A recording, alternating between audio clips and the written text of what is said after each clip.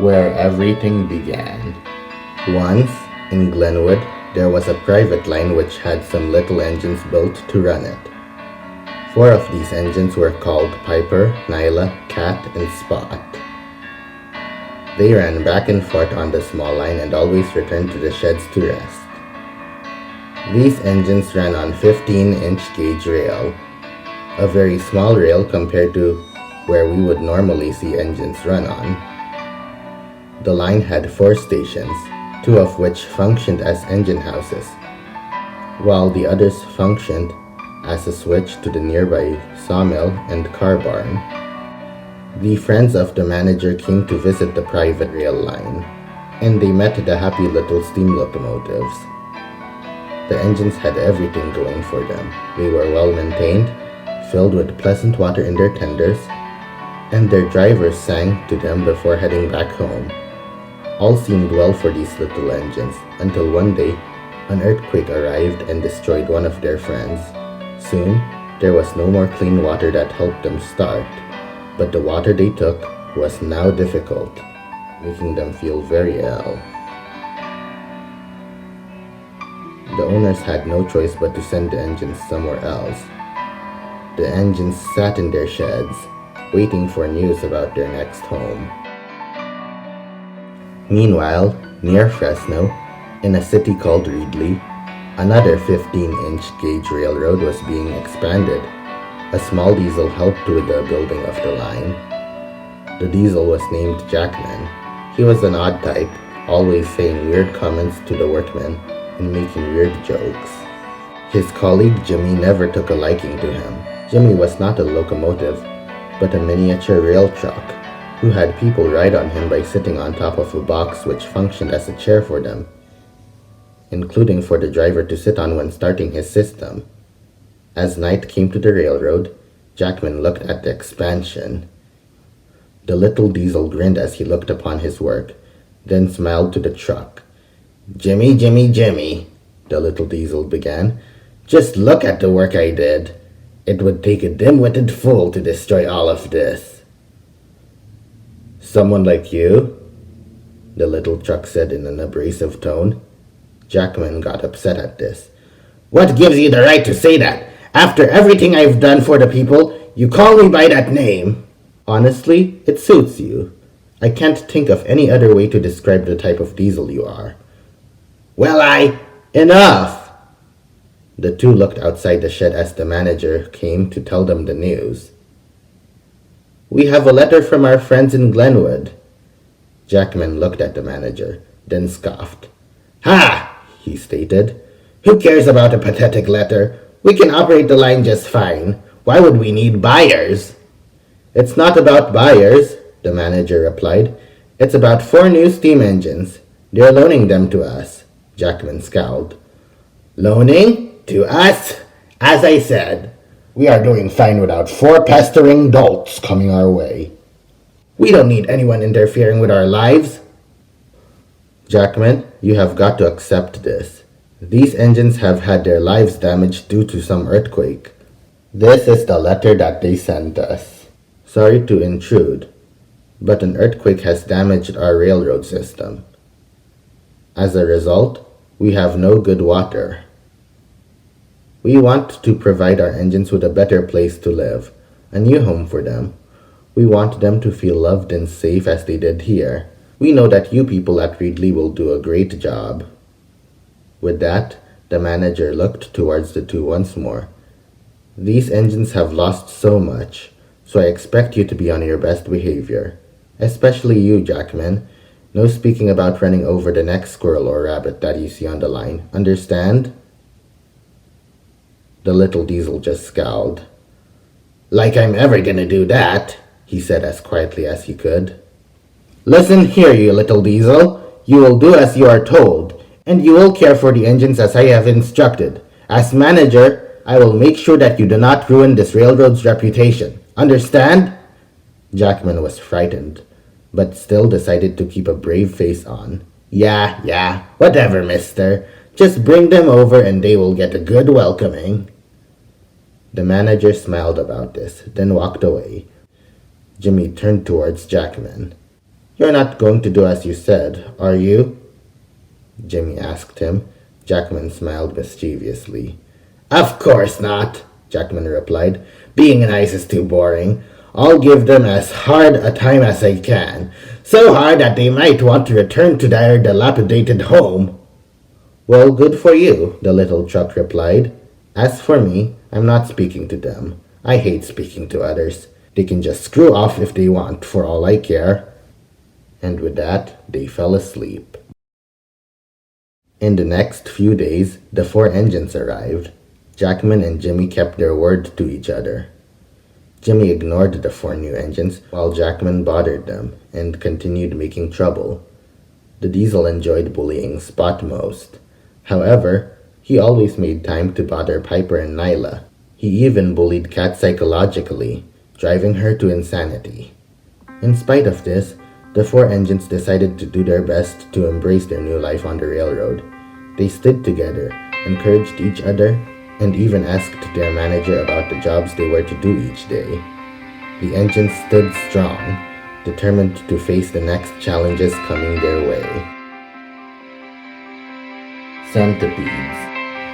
It had been a very long time since the 4 engines had arrived to Reedley.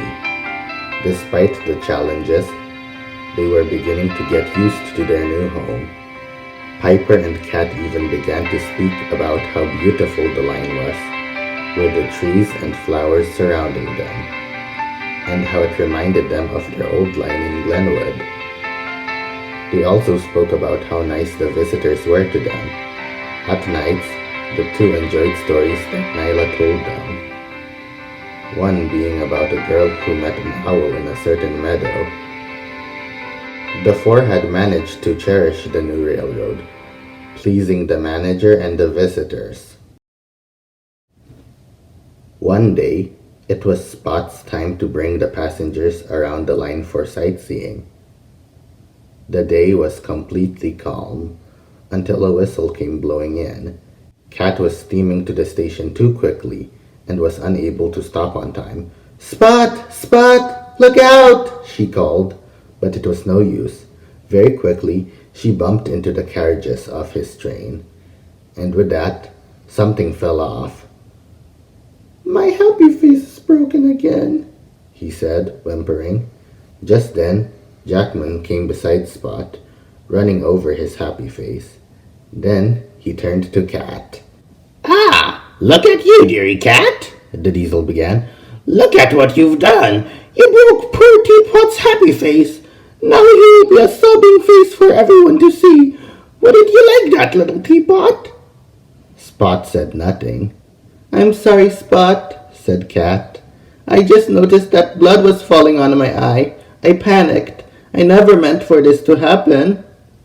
Jackman knew that the painters were out maintaining the walls today, and that the paint may have accidentally spilled on her. But instead of telling her, he decided that it would be more fun to make her stress. "Kat," said Jackman, "you're bleeding, like, a lot. Honestly, you've got to go see a doctor, otherwise you'll die." With this, Kat began hyperventilating. As Spot left, Nyla came in. "Be easy on her, Jackie," Nyla said kindly. "Kat is just trying to do her best on this railroad. We all are." "It's all right, Kat. It's just paint. You could head back to the shed while Piper takes over the train for you. The workmen are always ready to help." Kat headed back to the sheds, silently crying. After Kat left, Jackman turned to Nyla. "Your railroad made a good choice sending you 4 here," he said. "Spot and Kat. I love them. Some of the most strong-willed, free-spirited engines on the line. Your man was very wise." Nyla looked at Jackman. She knew that he was being sarcastic about his comment, but as the manager was there, she was responsible for making sure that nothing wild happened. That included arguments about trivial matters. So, she just smiled uncomfortably at the railroad's Diesel. "Thank you, Jackman," Nyla said. "It is nice that we get a chance of life on your Hillcrest line." Maybe we could be more strong-willed and free-spirited once we get to work on the other railroad lines as well.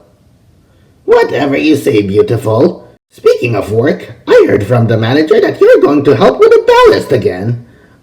Oh, I've always loved helping out with ballast trains. Anyways, I've got a present for you waiting in one of your trucks. Once you get there, you will know. Nyla sighed in frustration. Jackman, please tell me it's not a squashed critter. We could really do without those. Jackman giggled to himself, then turned back to the Shay. It's not a critter. It's something entirely different. You'll see. And with that, he steered off to the sheds to be checked on. Nyla looked suspiciously at the diesel. Inside, she knew that he was up to something, but couldn't quite wrap the events happening. Later in the sheds, she spoke to Piper about him. Jackman has been acting weird. Earlier, he even stated that he had a gift for me, but I don't know what he's up to. Piper looked at the rails underneath her wheels for a few minutes, then back at her friend. Maybe he wants to bond with us this time, Nyla, she said. It's been so long, and he can't keep making us suffer for that amount of time. Maybe we just need to give him a chance. Unfortunately, Nyla did not agree with her friend. Thank you for the advice, Piper, she stated. I really want to agree with you, but this is Jackman we are talking about. By the way, he loves ballast, doesn't he? Maybe I should stay in the shed so that he doesn't find a way to torture me. Just then, they heard a tall man enter the sheds. Are you saying you will skip work, Nyla? He asked sternly. Now listen here, young girl. None of the engines on the Hillcrest line skip work. Well, maybe Jimmy does, but we're still fixing that. But you, Nyla, out of all our engines, deciding to skip a job? That's not like you. Now get steaming and head for the job, please. But sir, Jackman is... No reason for leaving a job undone. Remember, our friends from Glenwood did not send you here for no reason. That's something that Jackman cannot take away. Hope to see you at work, Nyla. As that had been said, he walked away. Nyla just gave a discomforted chuckle to Piper as she began work. Ballast was of great importance to the railroads, the 15-inch being no exception. The little rocks were used for track stability, so that when the engines ran on them, the tracks would not be damaged in any way. Nyla and Jackman took turns with the ballast work. Today was Nyla's turn. As Nyla prepared to haul the ballast out, she encouraged herself that the little diesel's joke was not something too unbearable for her. Oh, I'm sure that Jackman isn't going to do any troubling this time, she said. As the ballast was poured onto the ground, Nyla sang calmly. Soon, more ballast fell, and nothing happened. Nyla decided not to worry, because nothing terrible was going on. However, as the ballast decreased, she noticed a little thing crawling inside the hopper. With this, she screamed so much and reversed, derailing herself and crashing into the gondolas on the siding. Soon, Piper and Jackman came to clear the mess. The manager came too, and sighed. This would not do, he said. I wanted to maintain the railroad, not make it into a mess. Then the manager looked at a different direction. Rosner! What is this mischief now? With his name called, an orange cat came running out to see his master, and looked down, ashamed. Jackman chuckled. You see, sir? He laughed. I requested your little cat that he find the biggest centipedes on the line and store it into her cars. We both knew how funny this would be, so we agreed to do it. Rosner's such a good boy, isn't he? The manager looked disappointedly at the green mischief maker. Jackman, we'll talk later. Mischievously laughing, Jackman came to the little Shay. Now, girlie, he laughed. Do you like our wonderful gift for you? Hearing this, Nyla was seething. Jackman, why did you do this? She groaned. Centipedes are the only thing that I'm afraid of. The manager already told you about that before. Jackman grinned. Well, you need a wake-up call, Nyla. There are much things worse than centipedes anyway. The diesel helped the Shay return to the tracks, then coupled up to her. Come on, beautiful, he said calmly. Let's get you home. And with that, he brought her back to the sheds.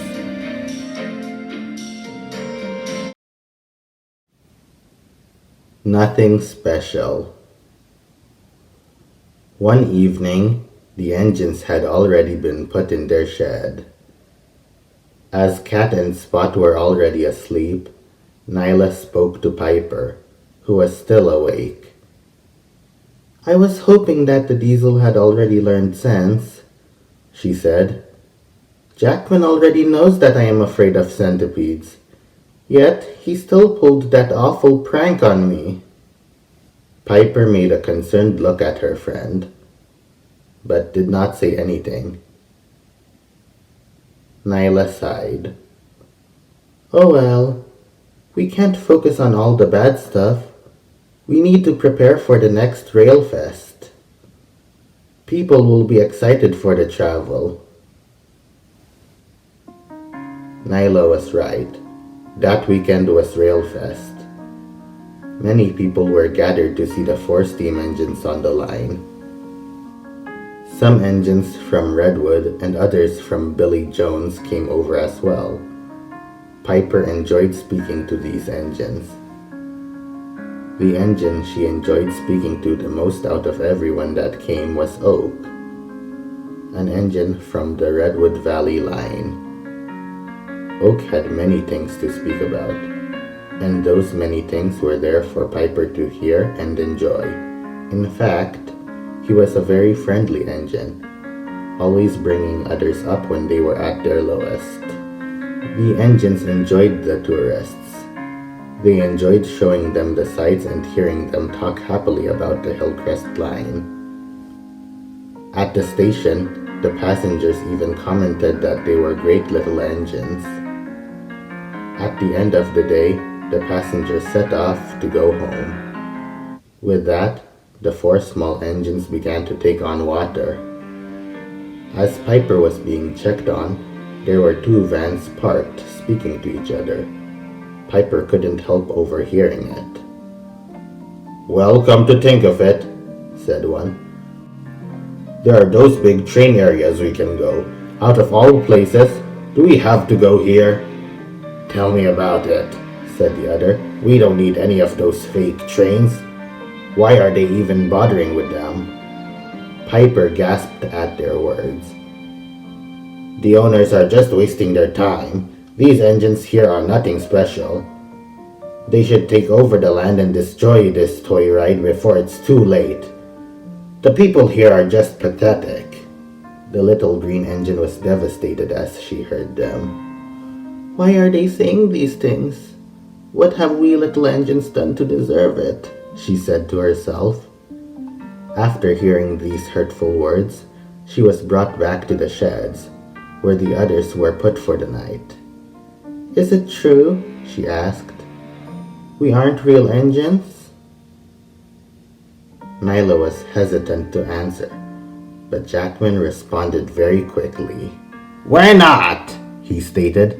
We're just rideables for people to get on in the name of fun. We have no other goal than to be a fun ride for little children. That's our only purpose, fun and nothing more. Is that true? Piper asked worriedly. Yes, it is, stated Jimmy. We are just a bunch of overgrown toys. Welcome to the real world, child.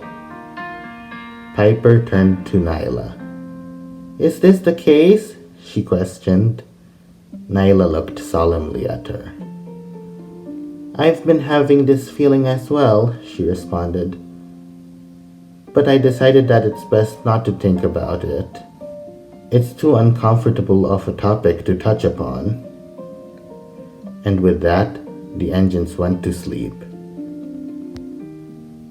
Except for Piper, who tried to go to sleep, but instead, she could only think about what the fans had said, and her fate of being a fun ride forever.